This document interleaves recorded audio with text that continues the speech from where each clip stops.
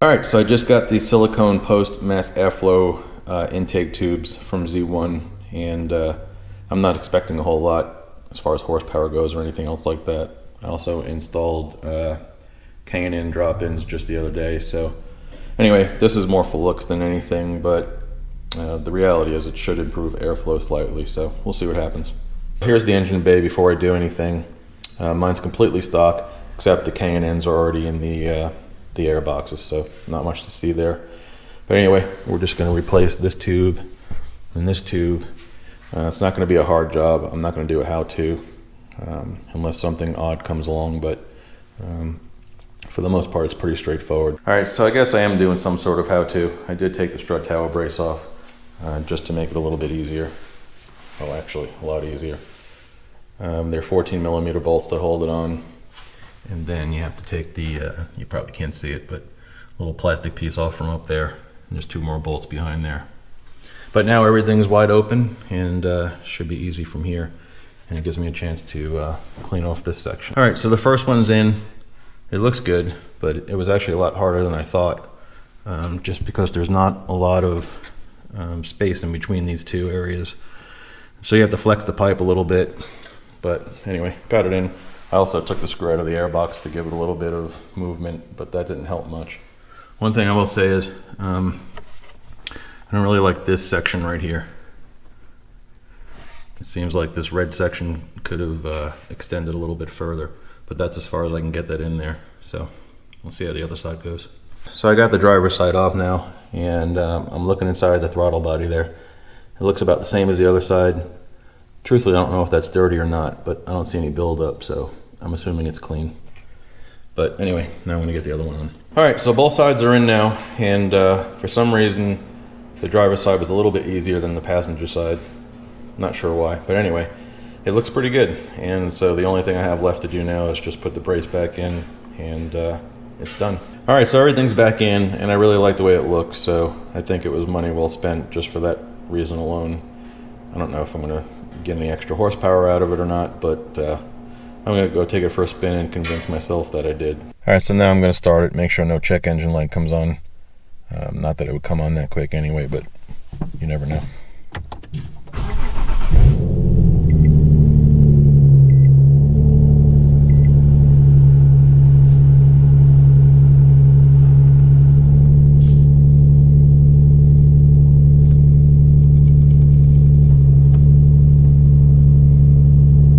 Feels a lot faster just sitting here.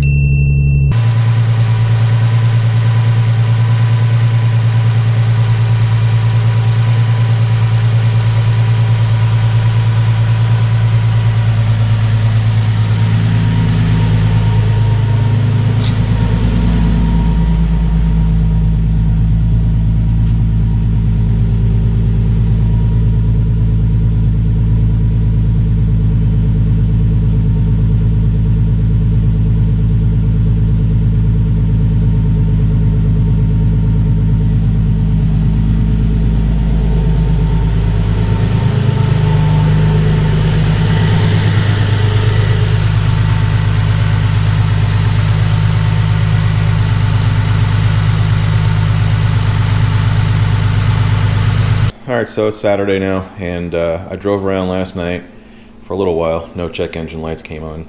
You never know when you're messing with mass airflow sensors what's going to happen, but so far so good. And again, the only thing that bothers me is this connection right here, which you probably can't see. But if they made this about 1/2 inch longer, it would fit perfect.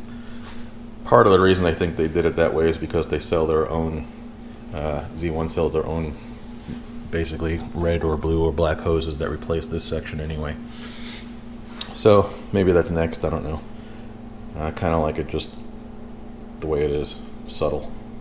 But anyway, it's just one of the things you got to deal with when you get aftermarket parts. They're never 100% perfect. Speaking of, I did have my exhaust finally fixed to the point where the tips are exactly even and straight now. So one more thing off the list, or off the checklist, and it looks a lot better. It was really only like a 1/4 of an inch difference between each tip, but it was enough to drive me crazy. So I like things perfect, and that's the way they should be. Maybe you can see it now.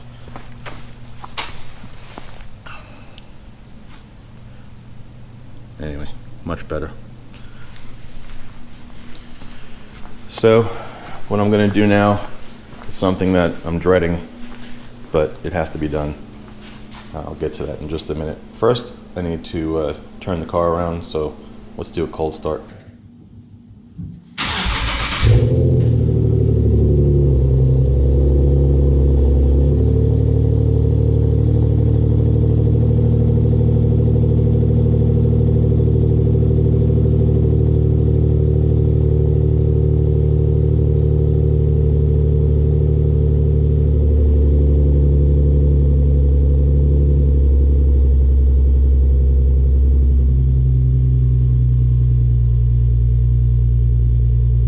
Alright, so here's what I'm dreading. As you can see, I have my pry tools out again, and that means all this plastic trim is coming out in the back of the car again. So you guys know what I've been through with the rattle situation in the past, and so the situation I'm having now really has nothing to do with inside the cabin here. Every rattle has been fixed inside this area. The problem is this passenger side tail light. And I had it out at one point, and I should have fixed it then. Actually, I couldn't. There's no way of fixing it. But when you take the tail light out, when I took the tail light out and shook it around, there's a piece of plastic or something in there that's just rattling. And I couldn't see it. And no matter how I shook it around, it wouldn't come out. So I figured when I put everything back together, it wasn't loud enough to create any more rattle sounds. And it actually didn't. It just, now that it's getting colder again, it's just starting to make this very, very slight rattle. I'm almost positive that's where it's coming from. So rather than try to fix that, I'm definitely not buying a new tail light just for that, because those are expensive. So here's what I've done to try to remedy the situation once and for all. I got this on Amazon. I think it's Noiko. I don't know how to say the company name. It's basically just a knockoff version of Dynamat for like 1/4 of the price. I've never used it before. The reviews were good. What I like about it is the size of the sheets are pretty manageable. So, you know, again, it's not something I'm looking forward to doing since I got to take everything out, but hopefully it'll be the last time I ever have to do this again. All right, so everything's out now, and sadly that only took me about 10 minutes since I'm so used to doing it. And I'm sure most 370Z owners can do it in 10 minutes as well. It's just something that we have to put up with. So I know the lighting sucks, but this is the area here I want to concentrate on. But I have enough of that stuff to pretty much do this whole area, so I might as well do it. All right, so 2.5 hours later, I think I'm done. Actually, I know I'm done because I ran out of soundproofing. This package that I got from Amazon was 18 square feet, so that's how much this covers if you do it on your own. And I got this part here behind the passenger tail light really well. So hopefully that does it. Like I said, it was 2.5 hours. It wasn't too bad, but it wasn't something I want to do again. So hopefully I don't have to. Last step in this process is to just put everything back in. Hopefully not break any clips, and hopefully never have to take it out again. So everything's back in, and hopefully that does it. The whole thing took me about 3 hours total. If it doesn't work, well, I'm not going to get a new tail light. It's just not worth it. The rattle is barely noticeable, but after all the work I went through to get this car rattle free, it makes me aggravated that it comes from this tail light. So I thought about taking it out and baking it and separating it and all that crap. I really don't know how to do that, and I really don't want to do that. So I'll just live with the rattle and maybe make the stereo louder. Anyway, I'm gonna go give it a test ride now. All right, a little bit hard to drive and do this, but I'm in 3rd gear now, and this is when I would hear it if I got on it.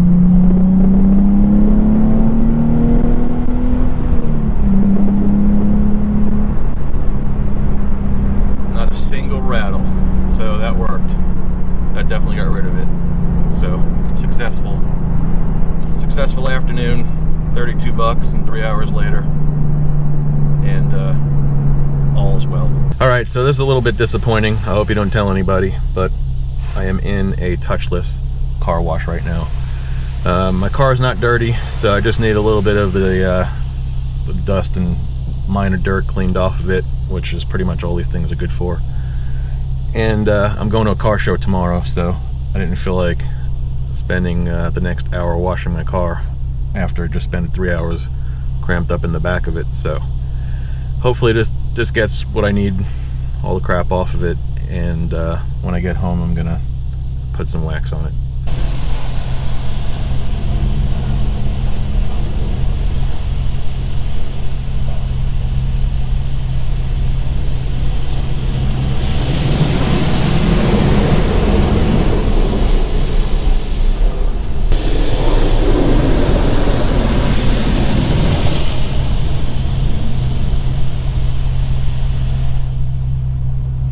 All right, so back from the test drive, which was a success.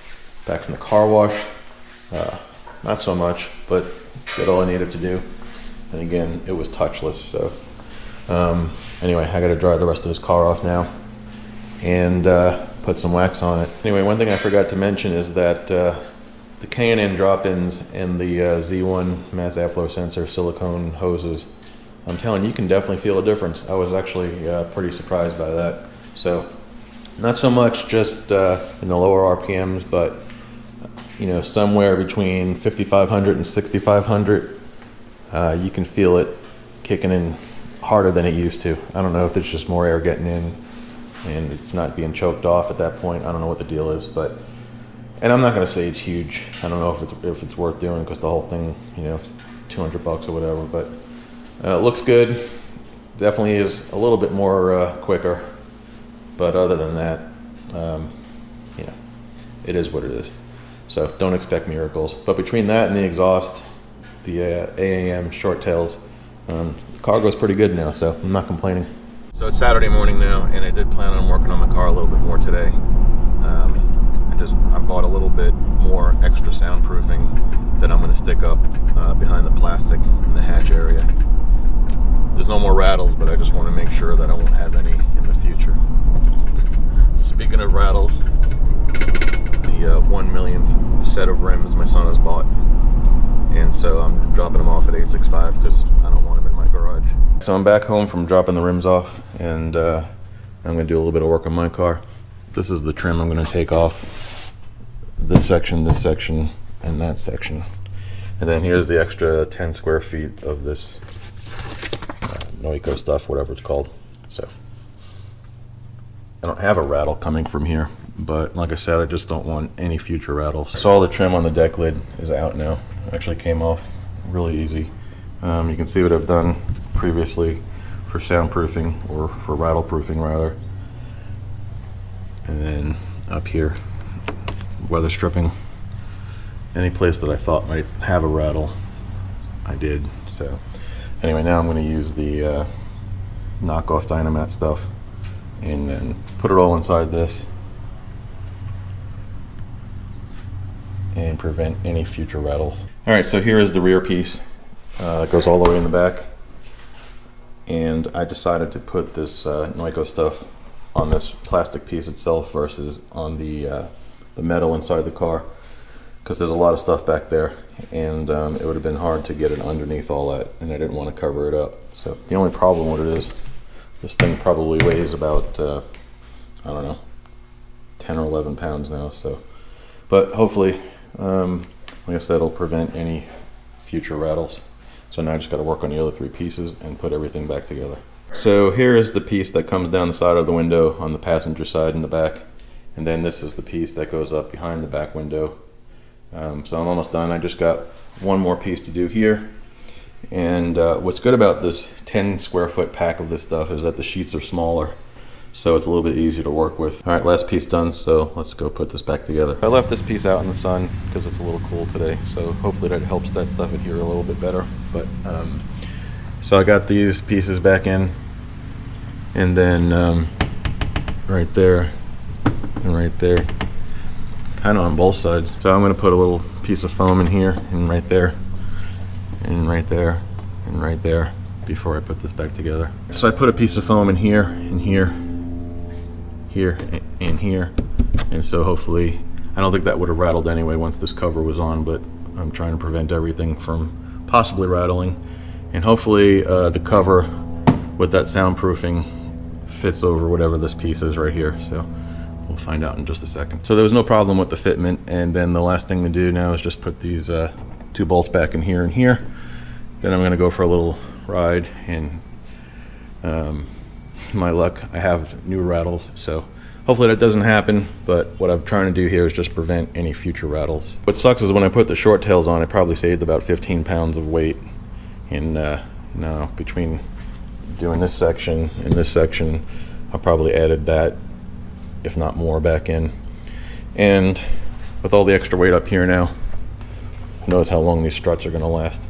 But I don't really open this up very much anyway, so it's not a big deal if I have to change them. So the good news is there's no new rattles, and hopefully there won't be any new ones anytime soon. I don't know if you can see that or not, but that guy's back window decal says shoot your local heroin dealer. Alright, so no more talk about rattles on this channel. I think that we've got this one officially taken care of, and hopefully prevented any future ones from coming. So thanks for sticking with me through this. All right, so doing the deck lid was kind of unnecessary. I had no more rattles, but like I said, I just wanted to prevent any future rattles, and hopefully that did it. I know a lot of you guys are going to say, well, you should have just put that stuff in to begin with. The reason I didn't was because I was actually trying to save the weight that I got, or that I removed from the car when I changed the exhaust. So, but I definitely just added it back in. It's worth it though. The car sounds like it's a lot more solid when you're driving. So it's hard to explain what I mean unless you actually did it. Like I said, that's a wrap for the rattle videos. I think we're good to go there. I just want to finish this video by talking about these Z1 silicone tubes for the air intakes. Because I think what's going to happen is you guys are going to say, well, you should have went with like a Stillen Gen 3 long tube system. The problem I have with systems like Stillen Gen 3s and the other ones out there, you've basically taken a long tube coming through here, and then your air filters are in this area here. So I believe the dyno results. I completely believe you gain the extra horsepower. The problem is that's, to me, is like the perfect scenario, right? The hood's open, the car's on the dyno, the car's cool, and these steel pipes or metal, whatever they're made out of, on the long tubes are cool. My thinking is that in everyday driving, those get really hot and they retain heat more than the silicone tubes would, which is why I think from the factory, obviously these pieces are all plastic. The other problem I have with it is this car, and most newer cars anyway, already have cold air intakes.